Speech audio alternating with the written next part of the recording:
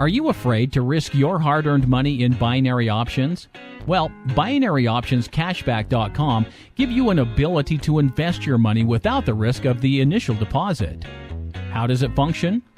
Would you like to invest in binary options, but it scares you to think that you could lose your money?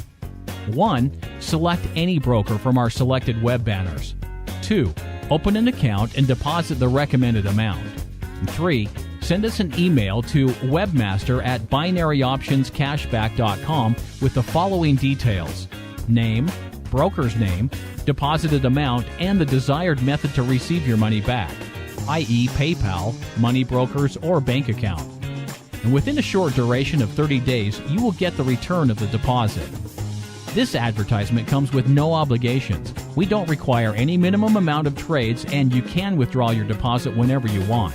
On the other hand, you can open an account with any or all brokers listed and receive a consequent refund. Hello class, this is Brian from FinancialTradingSchool.com and welcome to BO201, Fibonacci Retracements. This video will build on content that I previously presented in GT118. In that video I explained how you draw fib lines, what they are and how they came to be, and all that stuff. In this video I'm just going to focus strictly on the strategy and then go on to the chart examples. So typically fib lines should be drawn on higher time frames only, but since I'm a short-term trader, like I trade on 5-minute, 1-minute charts, you can draw them there as well, but most of the time most traders don't bother with the lower time frames, but it doesn't matter. Once you get experience trading and once you start drawing these lines over time, you'll see where fib lines should be drawn and when they shouldn't be drawn, and when they work and when they don't work. Like for me right now, when I trade, I don't draw them all the time, but I can gauge like roughly where the 61.8% level is or where the 50% level is just by eyeing it, and I'll be like, and then I'll just look at it and then I'll draw it just to confirm my beliefs and my theories, and then it'll trade it. So, but the key thing to remember, like I mentioned in GT118, you should always remember to delete the old fib lines after the trend is over, because if you leave them on, just like I showed you in the other video, it's gonna get really overwhelming really fast, because each time you draw it, it draws like 5 lines. So if you have 5 lines multiplied by 5, you have 25 lines after you've drawn them so many times. It's gonna get really confusing, so you should always remember to delete them after you're done. Also mentioned in the other video, the 61.8% is the key level that you're looking for the Fibonacci retracements, since that's what his sequence approximates to after you run the previous divided by the current number and you get 61.8%. So, but it doesn't always have to be 61.8%. You can always look for the other retracement levels as well, because basically you have the 23.6%. If that doesn't hold, then it's going to move up to the 38.2, then up to the 50, and then finally the 61.8. And it might even overshoot this, and then in that case the fib lines aren't in effect. So you're looking at each level and seeing which level it will retrace off of. So that's it for the strategy. It's fairly straightforward. Fib lines are really simple to use. I'm just going to get into the trade examples now. There are a total of 9 charts, but since these are just levels, it should be fairly fast to go through them.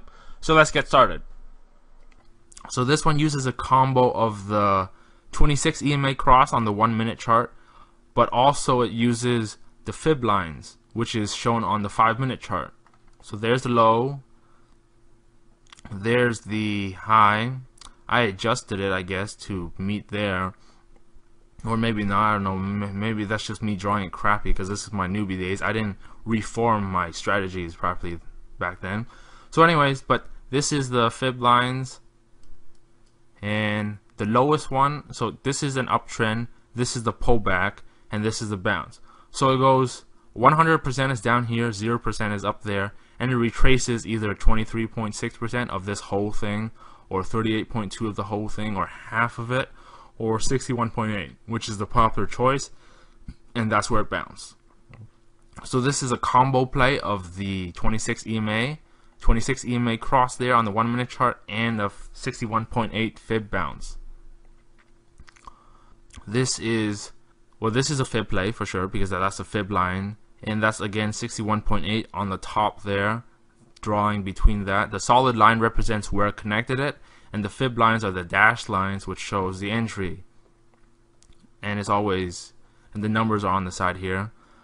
So you can see this retraced at the 61.8 level, touched it, immediately went back down. If you want to be risky, you can just trade on the touch. If you want to be safer, then you wait for confirmation and see what happens after that point, and then you enter on the next candle.